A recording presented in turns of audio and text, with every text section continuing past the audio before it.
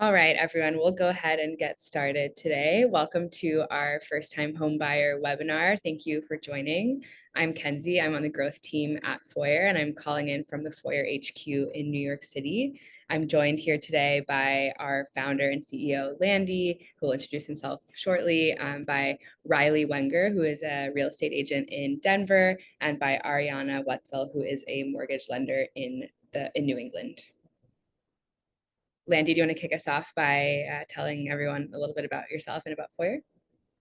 Absolutely, and welcome everyone to a exciting session around first-time home buying. And thank you for attending, and for the hosts Riley and Ari who are joining me on the call. I'm Landy. I'm the founder of Foyer. We have one mission at Foyer, and that is to help first-time home buyers plan, save, and approach their first home purchase. A little bit about myself. Been in the real estate space now, in the technology side, for the last 6 years, and started Foyer about 2 years ago, and really focusing on first-time homebuyers specifically. So this is one of our first sessions that we're hosting to provide education to all of the folks who are approaching this really important decision. And our goal is to simultaneously do this while providing you an amazing experience in your Foyer apps as well. I'll pass it to Riley for a quick intro on her side. Sure. Hi, everyone. My name is Riley Wenger. I am a real estate agent in Denver, Colorado. I've been an agent for about 4 years. I primarily work with first-time home buyers, and I became an agent because I bought my first house about 5 years ago, and the process was really, really overwhelming. My dad was my real estate agent, and he didn't really explain very much, and no one else around me was purchasing a home. So I just felt very alone and overwhelmed and didn't really feel like I had much in the way of resources. So it's really my professional mission to change that for first-time home buyers. So that's me. And then I'll Hi, pass it. everyone. Oh, yeah, you can go. Hi, everyone. My name is Ariana Wetzel, and I'm a loan officer with CMG Home Loans. I'm excited to be with you all here today, so thank you for tuning in. As a loan officer, my role is really to help individuals or families secure financing so that they're able to purchase a home. So I assist home buyers with understanding their mortgage options, guiding them through the application process, and really work with you to find the best loan program that fits your needs and your budget. I'm based out of Boston, but I work throughout New England. I'm licensed in Massachusetts, New Hampshire, Vermont, Maine, and Washington State, if any of you are tuning in from those states. But a lot of what we're talking about today applies to all states. So no matter where you're joining us from, thanks for being here. And we're excited to give you some good content for understanding how to buy your first home. Awesome.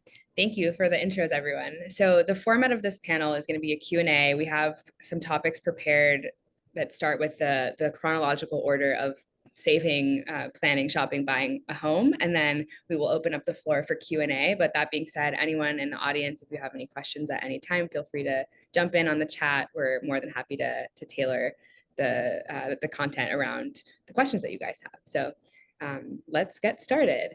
So the first question is around the planning phase. So I'll start with Landy, and then Riley and Ari, you can jump in. But Landy, you meet first-time homebuyers at every stage in the journey. What is the most important thing to know and to keep in mind when planning for your first home?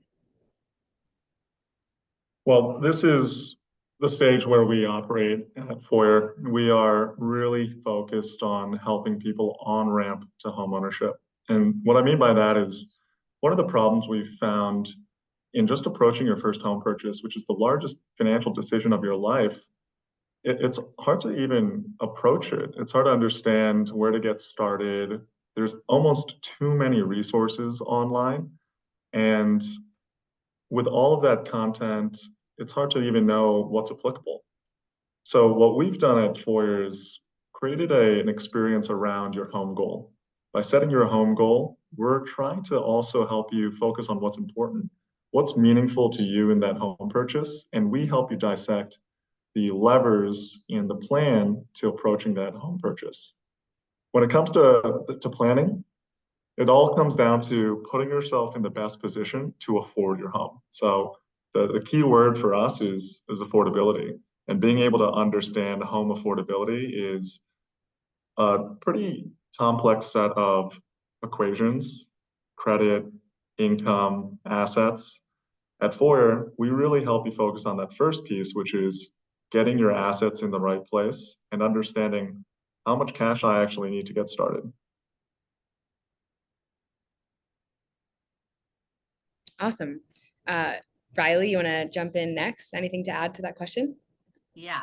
So just a couple things, and Landy, I think you definitely hit the nail on the head. But one thing I always like to tell people in the planning stage is to take your time here and start earlier than you may think you need to. So, I mean, I work with buyers at all stages, but ideally I love to start working with my buyers 6 to 8 months before they're planning on actually purchasing, just because that gives them time to connect with a lender, connect with a real estate agent, start creating that savings plan that's appropriate for that market, because every market's going to be a little bit different based on closing costs and things like that. So just making sure that you're giving yourself ample time to plan makes the whole process significantly easier and a lot more stress-free.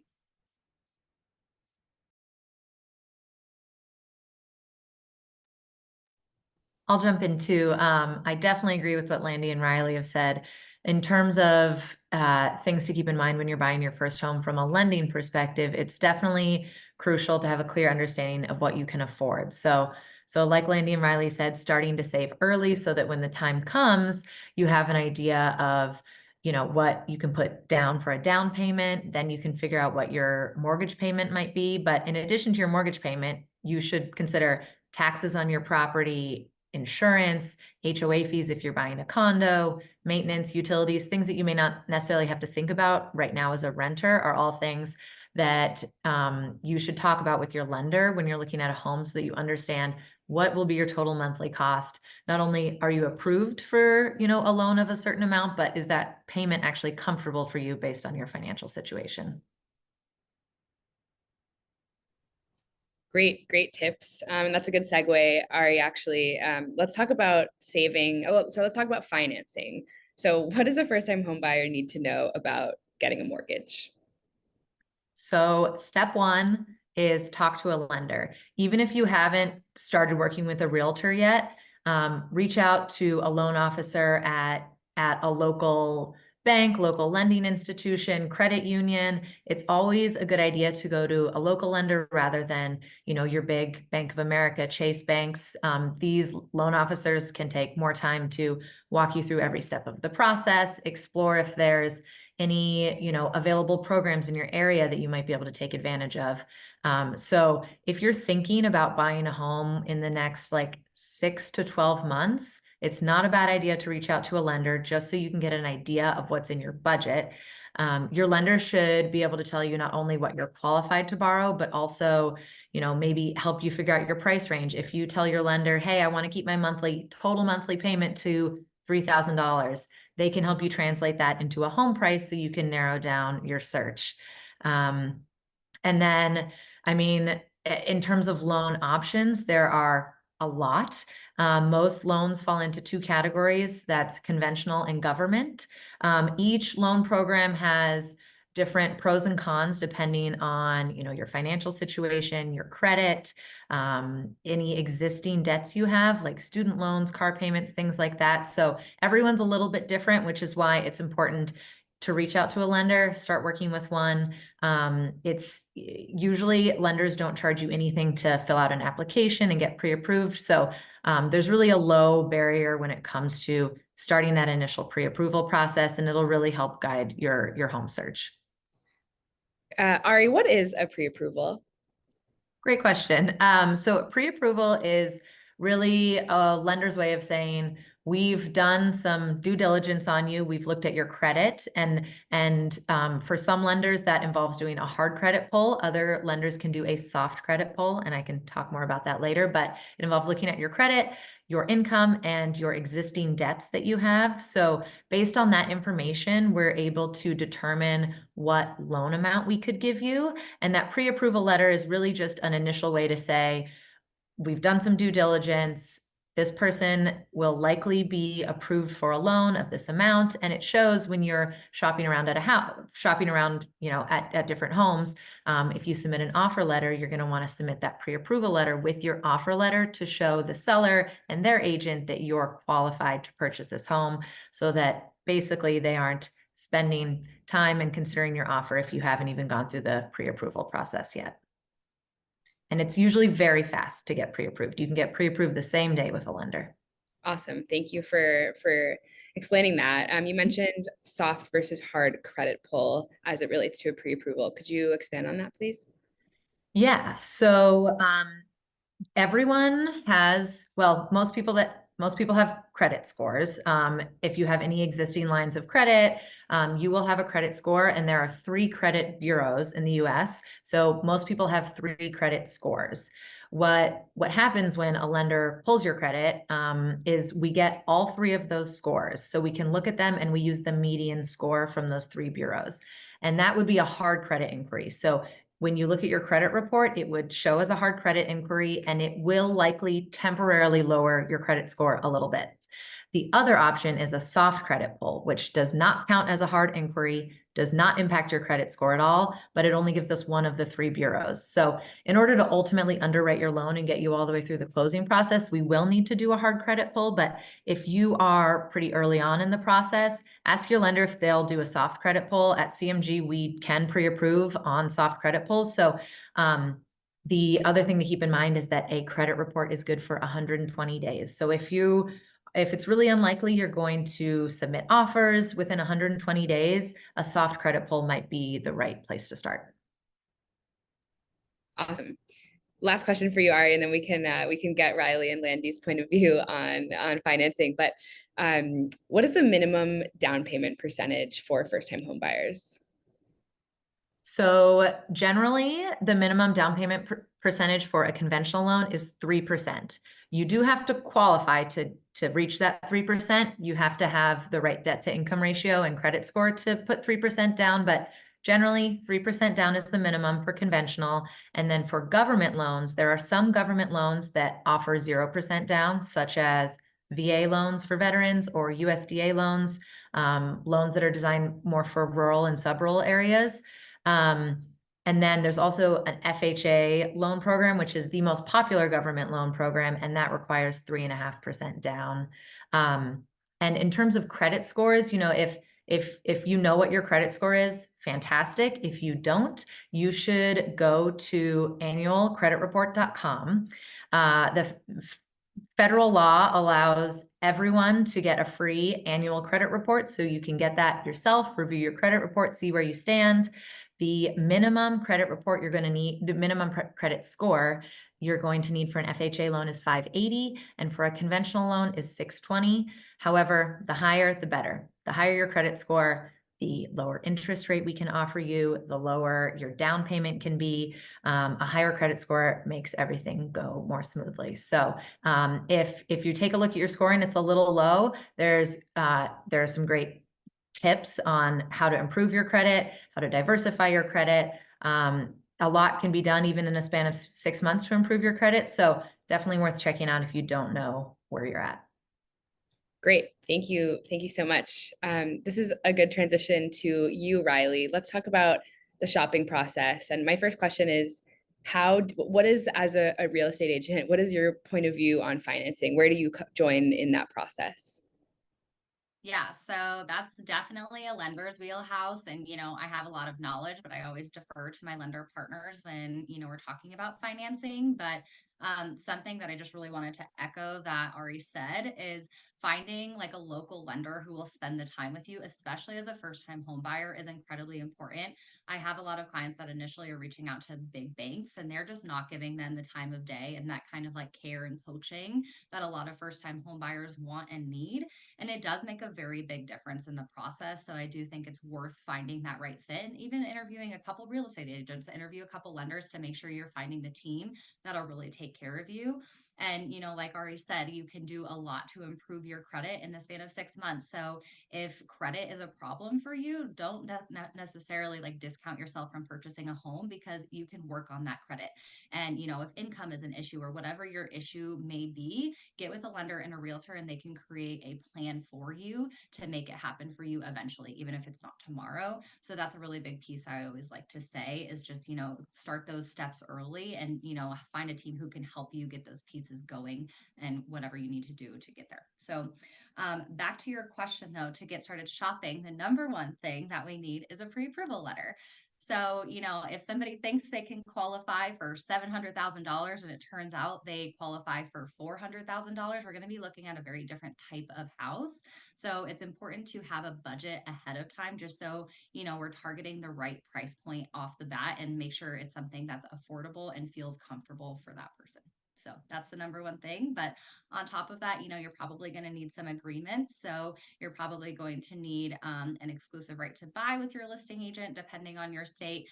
There's some new, I don't know if everyone's familiar with the NAR lawsuits, but now we're going to have showing agreements and things like that. So you will probably have some initial paperwork with your real estate agent and your lender before you start showing houses. Awesome. Thank you. At what point should someone who's saving for homes actually start shopping for a home and kick off the shopping process? Yeah, so it's really case by case, but I always like to say like 2 to 3 months. And I think it's really important to spend time here, just because a lot of my clients ultimately buy something different than they initially thought that they were going to buy, just because they ultimately find something that was a better fit. So taking your time to explore different areas, taking time to explore, do you want a townhome? Maybe, or maybe you should check out condos, or maybe you should check out single family homes and just explore what fits in your budget. And then also, looking at different floor plans and thinking ahead, what's your life going to look like in 5 years, or even 3 years, making sure you're purchasing something that will accommodate your lifestyle. So that is something that's really important. Great, thank you. I see we got a question from the audience. Is there a big difference pre-approval amount between soft approval versus hard? And will the value approved soft and hard credit change? So usually it won't change. I'm going to say usually because when we do a soft credit pull, we only have one of your 3 credit scores. And when we do the hard pull, the median score might be different than the score we were looking at before. So let's say I did a soft credit pull and your score was 699. I then do a hard credit pull. Turns out that 699 was the lowest of the 3, and now you're at a 710 median score. Your interest rate would probably be a little bit better because you've made the jump from below 700 to above 700. You're in a different credit range category. So your interest rate might go down a little bit, which means your pre-approval might go up a little bit.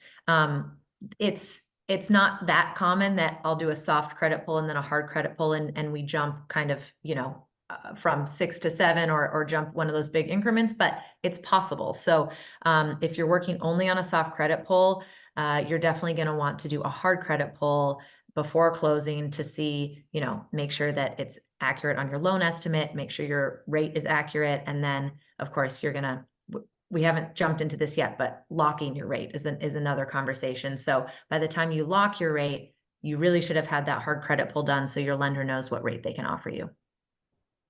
Thank you for answering that. We have another lender question. What credit score is needed to get the most favorable terms from a lender? So anything above 800 is wonderful. Anything 800 plus is our highest category when it comes to price level adjustments. That being said, a lot of people don't have credit scores over 800, so don't let that discourage you. If you're in the range of the 700s, we call that very good. You need at least a 620 to qualify for a conventional loan. But I can tell you that if you have a 620 credit score, you will probably not be eligible to put 3% down. You're probably going to have to put a little bit more down. So the higher your credit score, not only the better your rate, but the less you'll likely have to put down, depending on your debt to income ratio. Did that answer the question, Kenzie? Yeah, I think so. Okay. And real quick, while we're talking about a debt to income ratio, we've mentioned it a few times. Could you explain that to the group, please? Yes, sorry, I accidentally just raised my hand. Yeah, so debt to income ratio, what that is a really important calculation that your lender is doing. So what we're looking at is we're looking at your total income. If you're a single borrower, you know, your total income as a single borrower, if you're co-borrowing, if you have a partner, if you're, you know, borrowing with a parent, whatever it is, we'll look at your combined income. You can actually have up to 4 people on a mortgage. I will say usually it's 1 or 2, usually it's not 4. But we look at your total income, and that's before taxes, your gross income. So we look at that, and then we look at all of your existing debts. So credit cards, car payments, student loans, if you own another home, your other mortgage, all of that. And then we count those as your debts. And what we do is with your new proposed mortgage, we add that into your debts, and we can go usually up to about 50%. 50% is pretty much the hard cap on a conventional loan. Sometimes for FHA and government loans, you can go up to 55%. So government loans are a little bit more lenient, but that's the math we're doing. So on, you know, for you at home, you can look at what's my gross income, subtract out all of your, you know, current payments, your $25 minimums on your credit cards, you know, all of that. And then you can see how much wiggle room you have left in your mortgage payment and kind of back calculate your price point. And if that sounded too overwhelming, please reach out to me. I can help you do it. It's not too complicated, but that's the math we're doing on our end. When we say this is your max loan amount, it's usually that 50% debt to income ceiling. I will say that is on the high end. So not everyone is comfortable with that payment. Just because you're approved for that much doesn't mean you should go to that much. So make sure you ask your lender to, you know, you can send them a Zillow listing and say, hey, can you give me a monthly breakdown on this? All in, principal, interest, taxes, insurance, all in, what's my monthly? So that you know what's comfortable, what works with your lifestyle, all of that. I do want to offer a quick plug here. There is a feature in your Foyer app where you can get started, play around, have some scenarios around debt to income. It's called the affordability calculator. If you input a few of those pieces of information around your credit score, your income, the debts you might have, which include things like your student loan or your car payments, you'll be able to get an early view as to what your DTI will look like. Now, this is just a representative view. It's for you to kind of get a good ballpark. And then when the time is right, you can always talk to RA and others to get that final pre-approval and get those very specific measures that are going to be helpful for that loan qualification. Awesome. One more question about debt to income ratio while we're talking about it. Thank you to everyone in the audience who is participating. So student loans that are in deferment because of in-school status. So the attendee who asked this question is in graduate school. How are those factored in, or yeah, how are they calculated as it relates to the debt to income ratio? So if your student loans are in deferment, we count 0.5% of your student loan balance as your monthly payment. So we basically, and that's for a conventional loan. That's for a conventional loan, you're either dealing with Fannie Mae or Freddie Mac. Freddie Mac is a little bit more lenient when it comes to student loans. So anytime I'm working with a borrower with significant student loan debt, I usually go with a Freddie Mac loan. And yeah, like I said, multiply your whatever your payment is by 0.005 to get to 0.5%, and that will be the monthly payment we count as your debt. Awesome. Thank you for that. So let's go back, unless there are any other questions related to these topics from the audience, we can go back to the shopping process. So Riley, what is the home shopping process like? What are the steps? How long does it take? You know, walk us through what happens from the first time you view a home to the day you actually move in.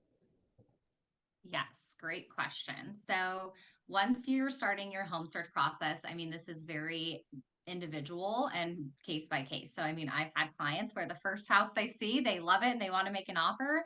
Or I've had clients that aren't in a hurry and they're looking at houses for 2 years because they know exactly what they want and it's very specific and hard to find.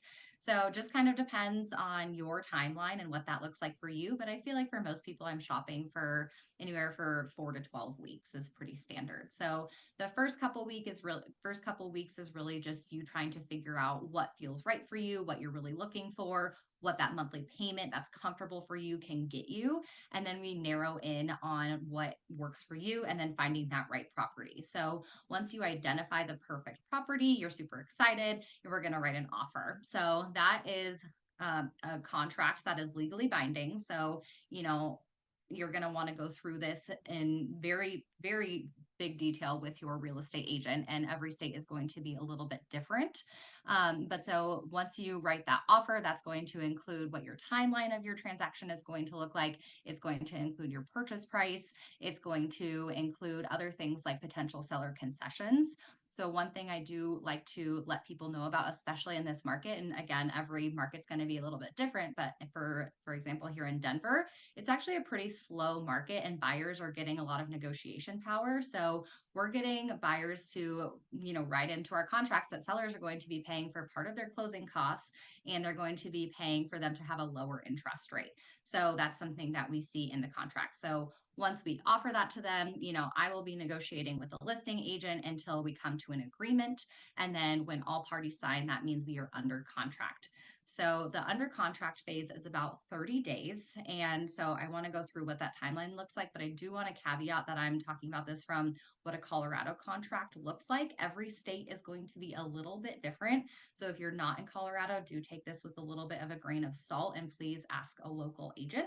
But so typically we see about 30 days of under contract.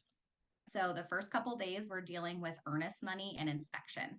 So what earnest money is, it's really a good faith payment that's going to be held in Colorado. It's held by the title company, and that will go towards your total down payment. So it's not an additional payment, and that is something that people often confuse. But what you're saying is, I want to purchase this home, so I am putting up X amount of dollars to tell you that I'm serious about this transaction. So then within usually like the first 3 to 10 days, that's inspection. So I always encourage buyers to get a home inspection, and you doing an inspection or your parent or friend doing an inspection typically is not sufficient. So I do very much encourage you to hire a professional inspector, and they're going to get up in the attic for you. They're going to look at your electrical. They're going to look at your plumbing. They're going to look at your roof. They're going to crawl in the crawl space, whatever they need to do to fully inspect your home. And they're going to go over an entire report of what's going well in the home and what may need attention. So at that point, you're able to negotiate with the seller, potentially, depending on what your offer looks like and what the market conditions are. And you may be able to negotiate with them for some repairs or concessions for things that need attention. So for example, I'm under contract right now with some buyers, and we have some issues with the sewer line. So we're negotiating what that's going to look like, and we'll come to a mutual resolution at some point, or you can terminate the contract based on that if you can't come to an agreement with the seller. So there are lots of different times in the contract that you can back out, but it just kind of depends what you're risking, and you may or may not be risking your earnest money depending on where you are in the contract. So after you get through inspections, what's happening kind of in the background is your title insurance is, the title company is pulling your title records, making sure there's no liens on the property, no encumbrances in the property. You're getting your title insurance.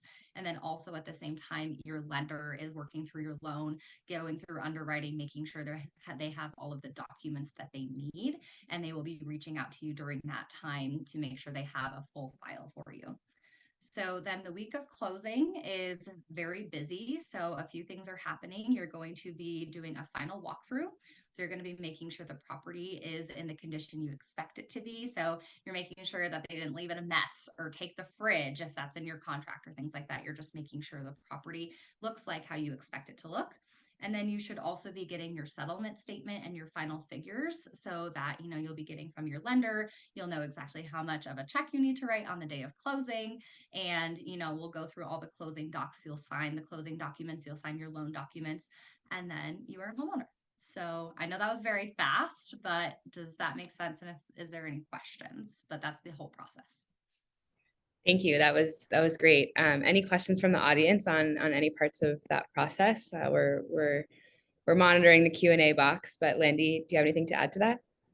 One thing I'll just add here, I'm sure there's questions, or maybe there's it was so much that everyone's still digesting. But regardless, you don't have to be an expert on the process. What I'll add here is that that's what the agent's for. That's what Riley's for. She does this every day. She does this for all different circumstances with different types of buyers.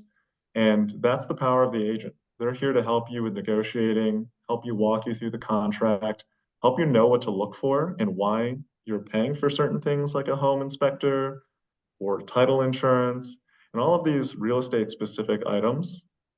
I always say a good realtor is like a good lawyer. You never want to go in a court without a lawyer, and you never want to go buying a home without a realtor. And so for us, we take it very seriously to partner with great realtors like Riley across the country. And that's their expertise that you're ultimately going to be getting when you start to work with one. Awesome. We do have a question from the audience. So, hi, I've been told I need savings for a down payment, reserve, and closing cost to buy a condo. Does this apply to every type of property purchase? I can jump in there. So it depends on what type of property you're purchasing and what loan program you have, whether we even ask for reserves.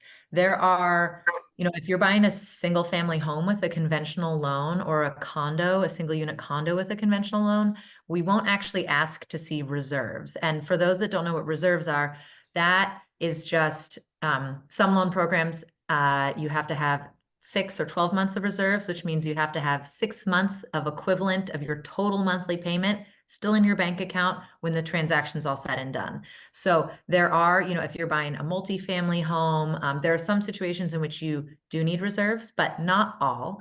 And then in terms of down payment, so there are some zero down payment programs. The ones that are across the board zero down payment are VA loans for veterans or widows of veterans.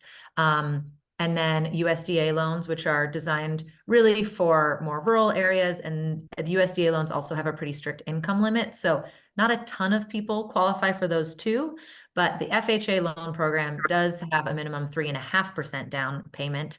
But I will say there are ways that you can close on a home with very little of your own money if you qualify. So everything I'm saying here is kind of with an asterisk if you qualify.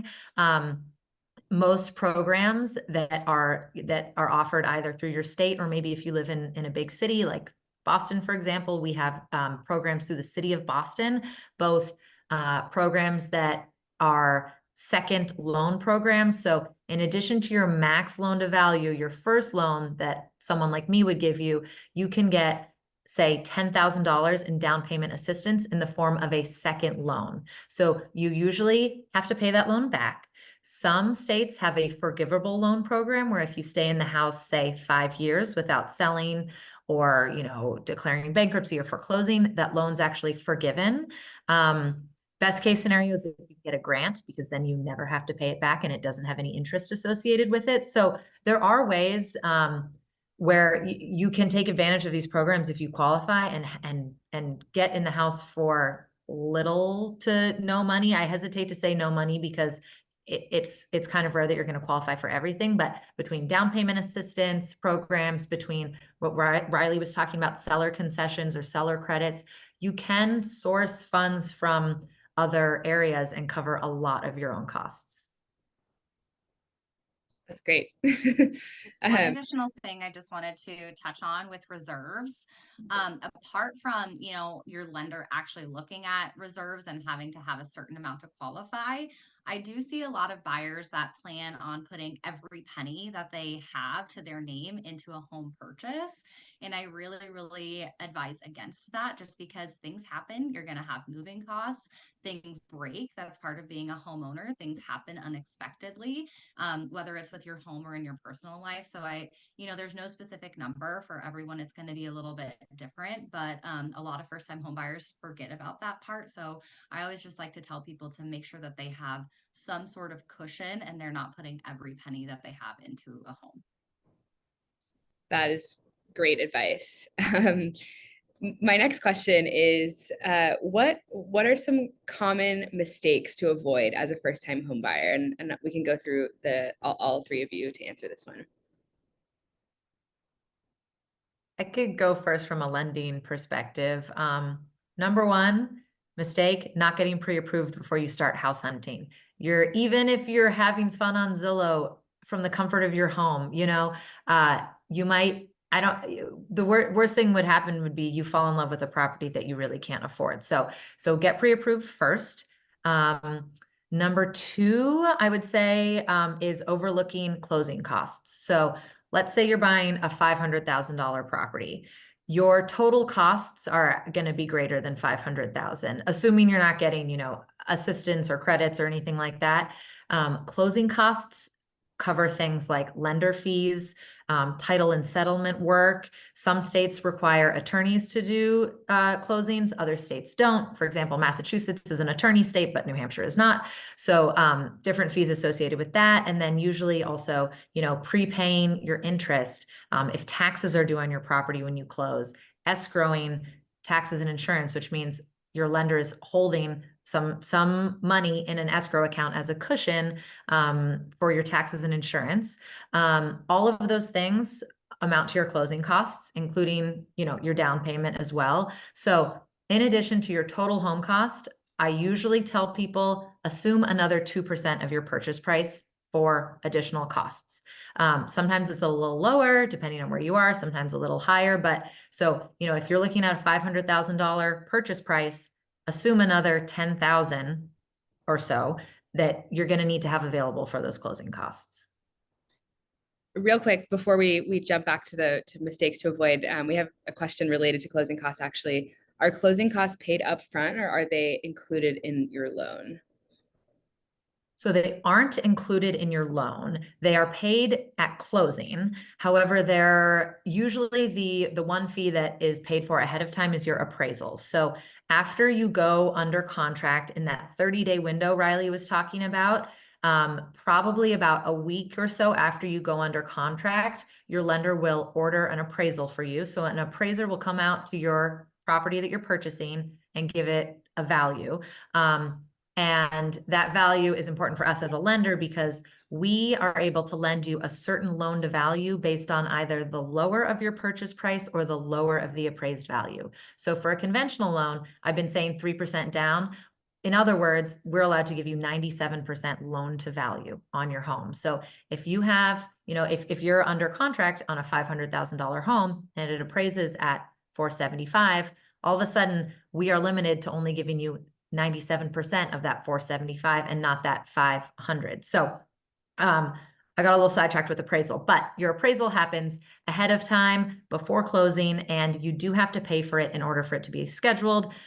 That's how appraisals work. No one's going to go out there and do the appraisal unless they're getting paid up front, unfortunately. So the appraisal is definitely one fee we see paid ahead of time. The other fee that some people choose to pay ahead of time is their homeowner's insurance. So homeowner's insurance is due for the entire year up front usually. So you can either pay that at closing because your lender will require that you have a homeowner's insurance policy. So you can either pay it at closing or you can pay it ahead of time and show us that you've already paid it.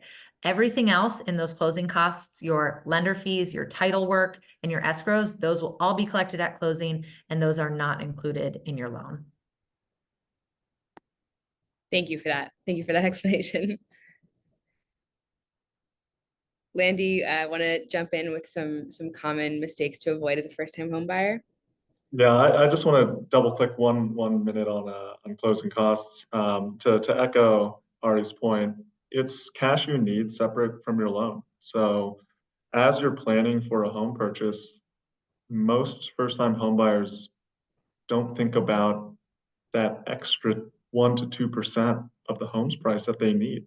So if you're going to be putting 3 to 4% down, that's a very significant percentage of the cash that you might have thought you needed. You're going to need it in addition to that. So that's what we're trying to help with Foyer is giving you a better set of tools and foresight into what that cash you might actually need for that home. To go back to the original question of other mistakes that we see. They say the best time to get started was yesterday, and the second best time is starting today. Starting early is really the best way to put yourself in the best position for home purchasing because everything can be improved with time. Everything can be improved when it comes to the amount of savings you have, the debt you have, the credit score that you're trying to build. And what we're trying to get you all prepared for is putting yourself in the best position to buy the best possible home with the right partners when that time is right in your lives. There's never a good time necessarily in the market to buy. It's really dependent, as we know from talking to hundreds of first-time home buyers out there, it's really dependent on your unique situation. And when it's the right time, whether you're getting married or you're having a kid or you're moving to a new state, let's make sure that you have the best possible financial profile so that you can afford the right home for you. The last thing I'll add is making sure you find the right partner. Foyer helps you find the right lenders in-app, the right agents in-app. We have just two of our partners here on the call today, but we really want to match you with the right partners, local agents, local lenders. Of course, everybody on this call, you can always reach out to with additional questions. But one of the mistakes we see is that folks don't really think of hiring, or they don't really think of their lender or their agent as someone they hire. You're in control as a first-time home buyer. Go with someone you feel comfortable with, someone you trust. This is the largest decision of your life when it comes to a home purchase. Most people compare and shop for clothes. They compare and shop for, phones. You really should think about these folks that you're working with as someone that you should trust. And the earlier you start, the first conversation you have, the more time you'll also have to make sure you feel comfortable working with that person. So getting started early and thinking about all these other costs are the two things that I would mention. Great advice. Riley, anything to add? Yeah, a couple things. So one big thing is to just not make assumptions, whether assuming you can do something or you can't do something. I have so many clients who they say, well, interest rates are too high. I can't afford a home, or is going to be unaffordable. And they're making all of these assumptions without actually talking to anyone and seeing what the numbers actually look like. So I always say be informed with data. And if you actually feel like it's unaffordable or unattainable, but you have the data, then at least you're making that decision from an empowered place. So just give yourself as much knowledge as possible and don't assume anything. And, for example, going back to closing costs. So just because maybe let's say you have 3% saved up and you're really ready to buy, but you're learning about closing costs right now, don't assume it's still not possible, because again, going back to what I said before, oftentimes sellers are paying for buyers to, paying for their closing costs or a portion of their closing costs. So just don't assume anything before talking to someone, and, just get the right people on your team, like both Landy and Ariana said. And same thing with interest rates. If you're assuming that you can't buy just because rates are high right now, again, maybe you can get sellers to pay down your interest rates, or you may be surprised to learn that your mortgage payment will be the same or potentially even less or very close to what you're paying in rent. So again, just coming in from a very informed point of view. And then a second thing is, I think there's a lot of fear mongering in the media that the market will crash. The market is bad. Now's a terrible time to buy. So again, just, making sure that you're informed and not buying into the fear mongering without having actual data that's personal to you. Another great tip. Thank you. All right, well, that concludes the programming that we had planned. We're going to spend the rest of the session here on Q&A. So thank you to everyone who have submitted questions, and we're getting more in real time. So let's go through what we have in our inbox. Is there any benefit buying a home married versus buying it as a single person? Assuming we're talking about financial benefits here. So I really am not qualified to speak on, the tax benefits. There are some tax benefits. That is not my area of expertise. So I would consult your tax professionals on that. There are some benefits. In terms of your loan amount, if you're buying married versus single, and you have two of you on the loan, you're going to qualify for a higher loan amount, assuming you both have income. So that's one benefit.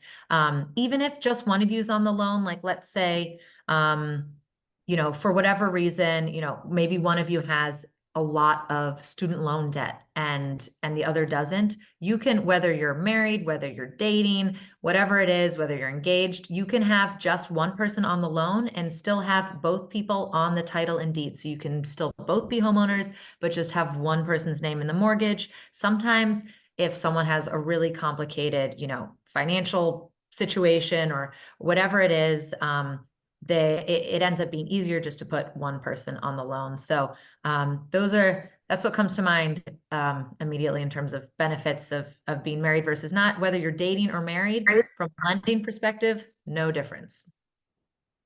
I got a quick question for you, Ari, as it relates to this.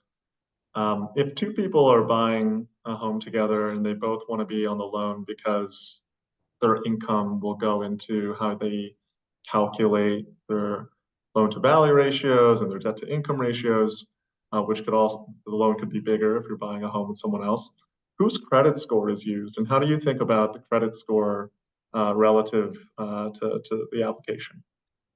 Yeah, great question. So what we'll do is we'll pull both people's credit scores. So we'll have a total, like I said, each person has 3 scores. What we'll then do is we'll take the median of borrower 1 score, the median score of borrower 2, and we'll use the lower of the median. So unfortunately, we can't just use the highest. We actually have to use the lowest median of the 2.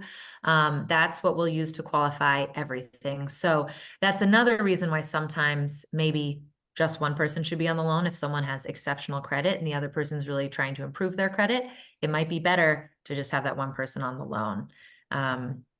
There was something else I was going to mention. You can have a co-borrower that doesn't live in your home. So just because you have, let's say you're buying in a city and your parent is going to co-borrow with you, or your sibling. They don't, depending on the loan program, most loan programs, you don't actually have to live in the home to be a co-borrower. The exception there is VA loans. If you have a co-borrower, you do need to live in the residence, but that's something else, is that just because you're on the loan doesn't necessarily mean you have to reside in the home as your primary residence. Awesome. Can I add something here that I just think is interesting? It's a little bit of a tangent, but just a really interesting trend that I'm seeing as home prices continue to go up and interest rates continue to go up and home affordability continues to go down, is there are a lot of people who are single or not ready to be purchasing with a romantic partner, but need that second person to help them purchase the home that they want. So co-owning a home is becoming more and more popular with a friend, with a, business partner, with a family member, whoever it is that, you can get on your team to help you qualify and make those payments potentially.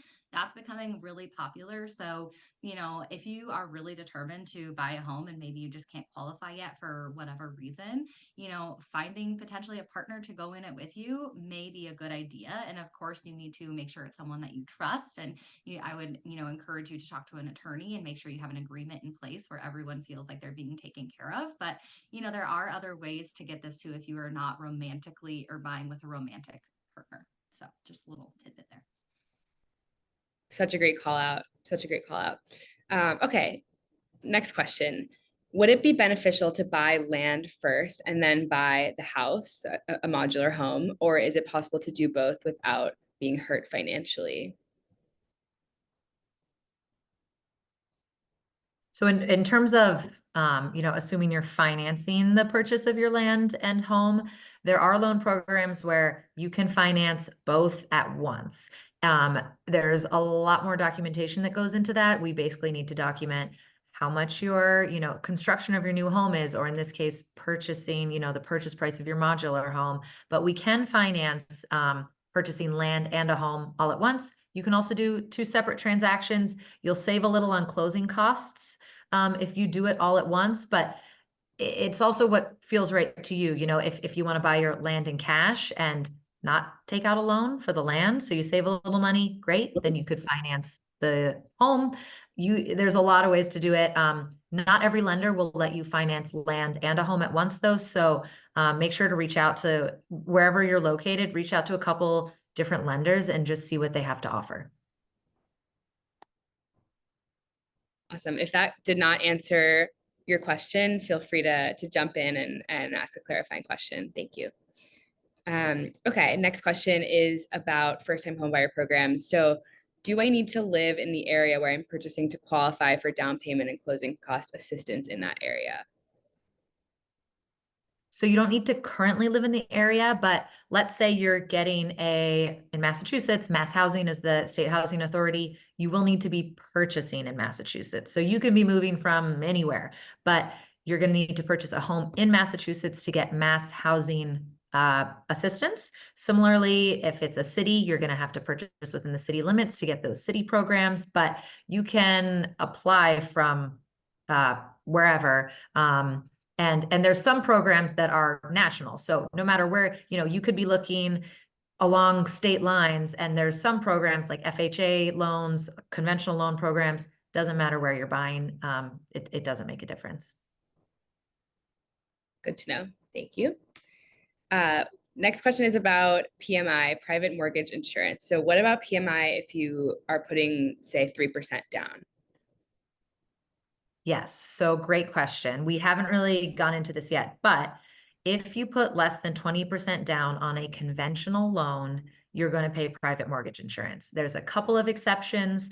For example, we have a doctor's loan program where if you're a physician's assistant, work in the medical field, we actually will waive that mortgage insurance for you. But for most people, if you put less than 20% down on a conventional loan, keyword conventional, you will have to pay private mortgage insurance, and it is a range. So for some people, it's $50-$60 a month. If you have a really big loan, maybe it's a couple $100 a month. But as soon as you reach 20% equity in your home, it's cancelable. So as soon as you reach 20% equity, that mortgage insurance can go away. I say it's cancelable because the mortgage insurance companies will automatically cancel it at 22%, but you should request it to be canceled at 20%. All of my borrowers, I keep track. So when they hit 20%, I tell them cancel your mortgage insurance, but the companies don't legally have to cancel it until you hit 22. So little pro tip there. But if you are purchasing with an FHA loan, there is mortgage insurance for the life of the loan, no matter how much equity you have. So some people start off in an FHA loan because FHA loans are a little bit better usually for lower to moderate income buyers with moderate to lower credit scores. I'm generalizing here, but that is the case for a lot of first-time home buyers. So they might start out in an FHA loan, and then what you can do is you can refinance. And when you refinance, the world's your oyster again. You could go to a conventional loan if you qualify. You could go back into an FHA. You could go into whatever loan program you want. The refinancing process just takes your old mortgage and replaces it with a new one. So don't think if you get a 30-year fixed rate mortgage at a 7% rate, you're going to be stuck there for 30 years. Hopefully rates are trending down, and you're going to be able to refinance and chip down at that rate. You can change loan programs if you want. You can change to a 20-year mortgage instead of 30-year, save a little on interest, whatever it is. But yes, good question about PMI, something to be aware of. Your lender should definitely be able to give you a quote on your PMI given a certain price range. So, if you tell them I'm looking at this price point, this down payment, they should be able to tell you what PMI you're looking at. Thank you so much. All right, next question is a question for Riley. And this is an adequate question about agents. So if you already have a real estate agent and you come across a listing, say like, sometimes you see great deals being posted on Instagram or TikTok. If you saw one that you were interested in, could you show that to your agent, or would you need to go through whoever posted the deal? In other words, does an agent own a listing incentive, or what is the etiquette around surfacing your own listings with your agent? Great question. So yeah, I mean, there are really like one of two reasons that agents are posting on social media. They're either trying to sell a listing that they have, or they're trying to attract new clients.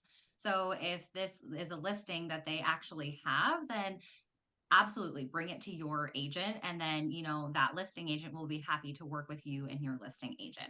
And, even if it's a house that another agent is just trying to attract to a buyer, if you just happen to love that house, then absolutely still take it to your agent. That's not a problem. The only time that it would potentially be a problem that they may not tell you what it is and you need to work with that agent specifically if it's more of a pocket listing or something that's an off-market listing. So if that agent, has exclusivity to that and, they're not going to tell you the address or any other details unless you sign with them, that's really the only time that you would have to work with that specific agent. Makes sense. Thank you. Next question is about financing. If you want to build a home, how does it work from a financing perspective, the process of buying the land, hiring the builders, et cetera? So if you want to build a home, most lenders do offer loan programs that are construction loan programs.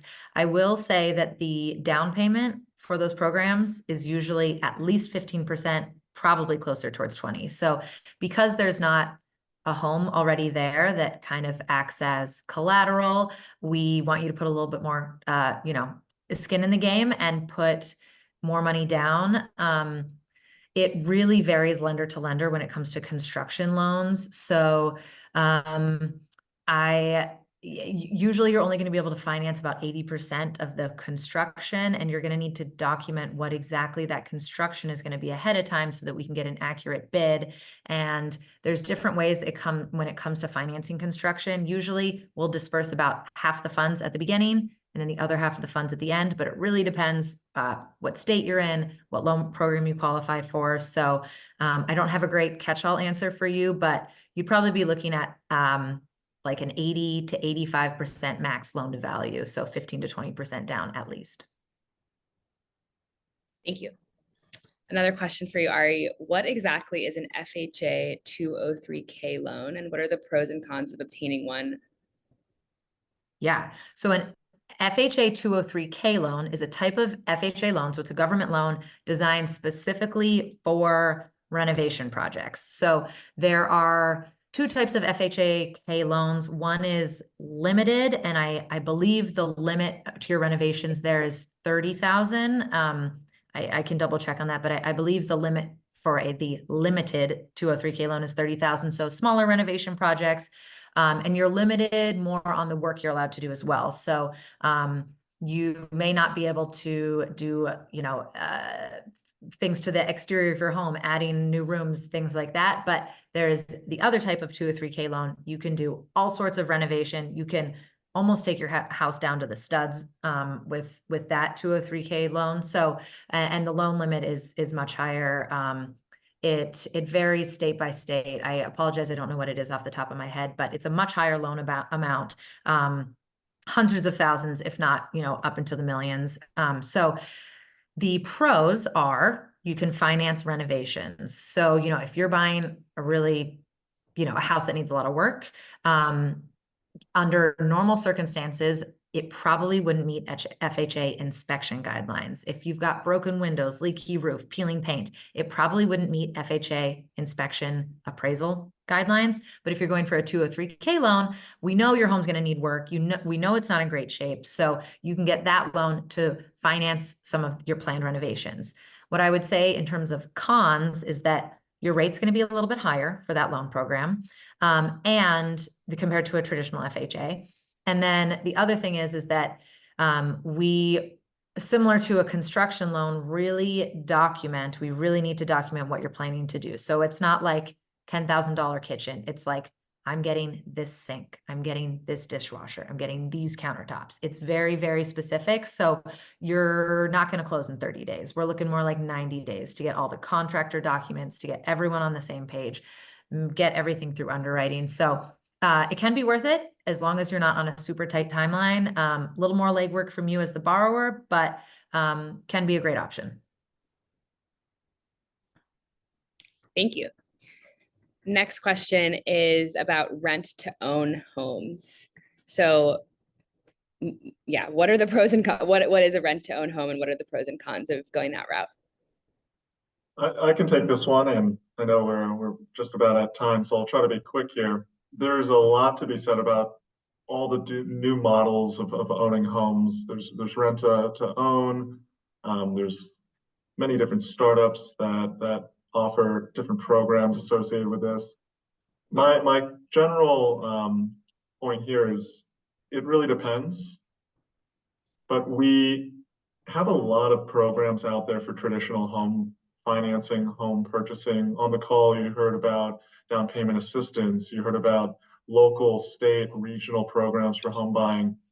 You also heard about ways to improve your credit and to better save for your down payment with companies like us. One of the things that these programs sometimes do is they have hidden fees and hidden costs. And, once you're in it, it might be a very long time before you can really own in that rent to own model. And so it's going to be a case by case, but just being aware of the other options and all of the ways that the government and lenders and agents and even other sellers, when you're looking at home buying, can help you as a first-time home buyer purchase a home. I think those are the things that we would encourage you to explore before committing to a rent-to-own model. And ultimately, if you ever need help, always just feel free to reach out to us and your local lender or agent who can help you walk you through the traditional process. Awesome. Thank you, Landy. And thank you everyone who attended this webinar. Thank you, Ari and Riley and Landy for sharing your expertise here. I will send an email to everyone who attended this session today with everyone's contact info. If you are saving for a home and you're not already doing so in Foyer, we would love to have you. Please sign up for Foyer. And if you're shopping for a home in Colorado, reach out to Riley. If you're buying a home in anywhere in New England, Massachusetts, New Hampshire, Vermont, Maine, and Washington, I think I got this correct, Ari, please reach out to Ari. And thank you so much for joining. Take care, everyone. Thank you, everyone.